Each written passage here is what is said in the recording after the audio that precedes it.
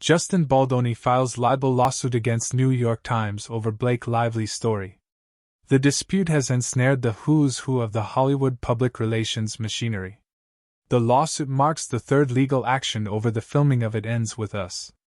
Fallout from an alleged campaign to smear Blake Lively over the filming of It Ends With Us has sparked another lawsuit, this time against the New York Times for libel. Justin Baldoni, in a lawsuit filed in Los Angeles Superior Court on Tuesday, accuses the Times of conspiring with Lively's public relations team to advance an unverified and self-serving narrative, using cherry-picked and altered communications stripped of necessary context, while ignoring evidence that contradicted her claims.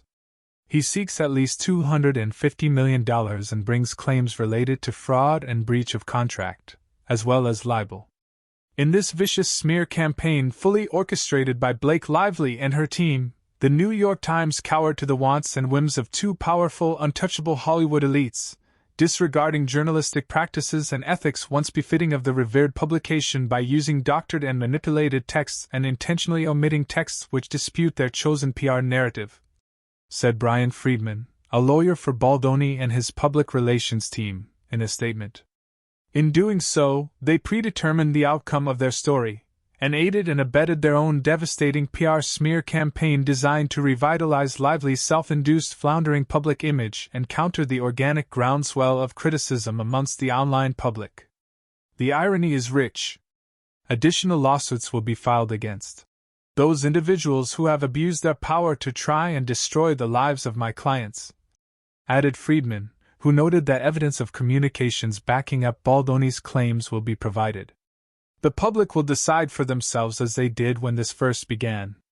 The Times, in a statement, denied the allegations and said that its story was meticulously and responsibly reported.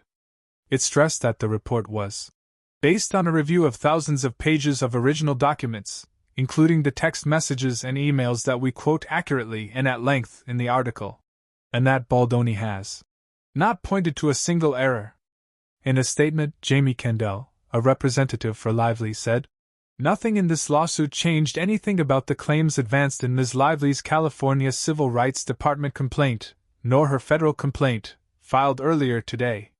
She added, "This lawsuit is based on the obviously false premise that Ms. Lively's administrative complaint against Wayfarer and others was a ruse based on a choice not to file a lawsuit against Baldoni, Wayfarer, and that litigation was never her ultimate goal. As demonstrated by the federal complaint filed by Ms. Lively earlier today, that frame of reference for the Wayfarer lawsuit is false."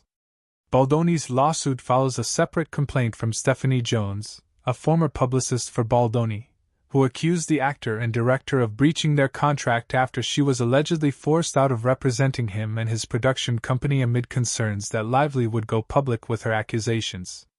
It was filed days after a legal action from Lively with the California Civil Rights Department, believed to be a precursor to a lawsuit, against Baldoni, his film studio, Wayfarer, and the public relations representatives, Melissa Nathan and Jennifer Abel, both of whom are alleged to have helped orchestrate the effort to undermine the actress and are named as plaintiffs in Tuesday's lawsuit against the Times. The dispute has ensnared the who's who of the Hollywood public relations machinery. Lively's complaint included troves of excerpts of text messages and emails that she obtained through a subpoena of Jones' works. The messages came from a company phone used by Abel, who left the company earlier this year to start her own operation.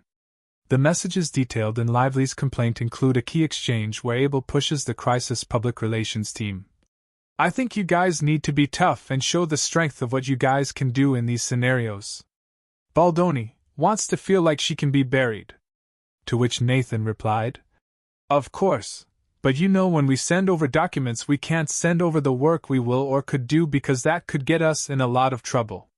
We can't write we will destroy her.